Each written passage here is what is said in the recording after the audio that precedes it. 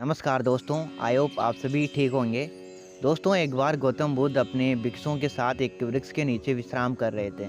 उस वृक्ष की छांव में बुद्ध अपने भिक्षुओं की जिज्ञासा दूर कर रहे थे। बुद्ध के सभी भिक्षु एक-एक करके उनके पास आ रहे थे, प्रश्न पूछ रहे थे और गौतम बुद्ध उनके सभी प्रश्नों के उत्तर दे रहे थे।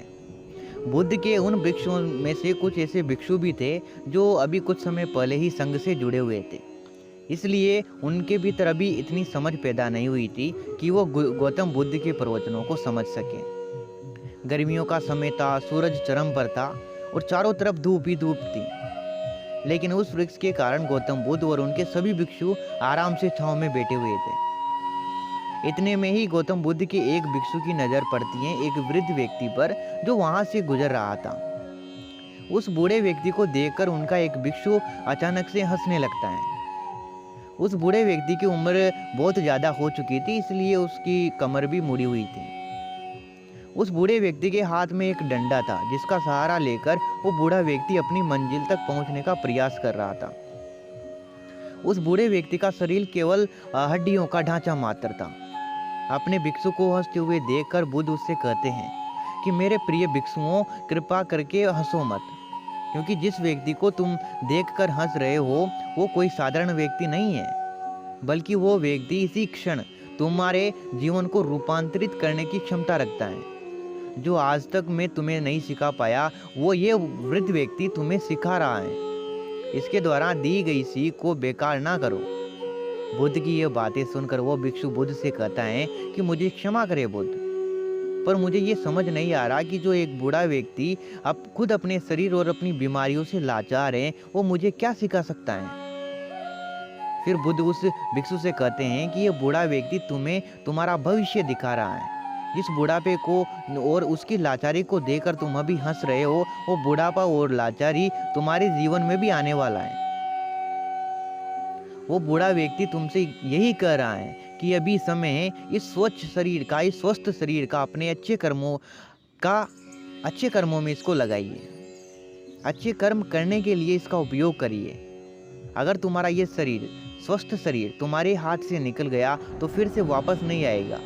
और अभी तुम्हारा ये शरीर सही से काम कर रहा है, जैसे कि तुम्हारे हाथ, पैर, आँख, कान, ये सभी चीज़ें सही से काम कर रही हैं। क्या ये छोटी बात है?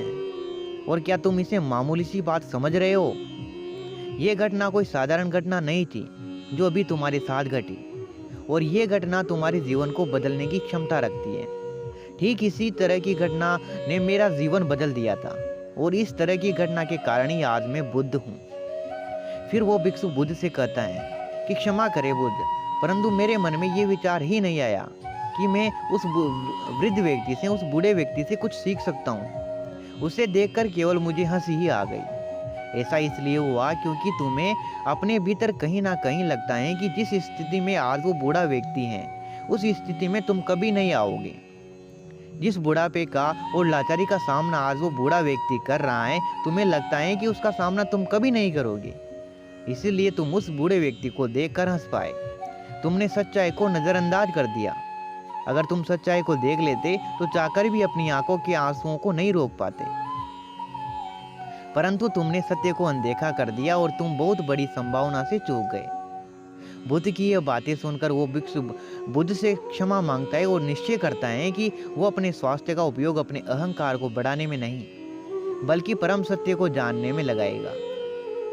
दोस्तों, जो आज इस कहानी को सुन रहे हैं, हो सकता है कि आप बड़ी समस्याओं से गुजर रहे हो, या हो सकता है कि आपकी जीवन में परेशानियां हो, लेकिन फिर भी एक बात हमेशा याद रखना, एक बात हमेशा ध्यान में रखना कि जब तक आपका स्वास्थ्य ठीक है, तब तक आप किसी भी बड़ी से बड़ी समस्या से बाहर आ सकते हैं। इसीलिए बुद्ध ने कहा है कि हमारा स्वास्थ्य हमारा सबसे बड़ा उपहार है, जो हमें इस सृष्टि से मिला है, इसलिए इसका उपयोग सही से करें।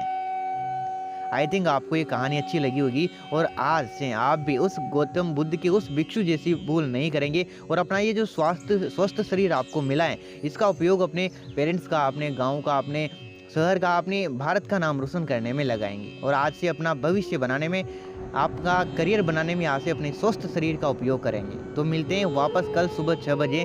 तब तक के लिए आप सभी का बहुत बहुत धन्यवाद वीडियो को लास्ट तक देखने के लिए, और आपके भविष्य के लिए आपको अग्रिम शुभकामनाएं। आपके भावी जीवन के लिए आप सभी को बेस्ट ऑफ लक। अच्छे कर्म करते रहिए। मिलते हैं सुबह 6 बजे।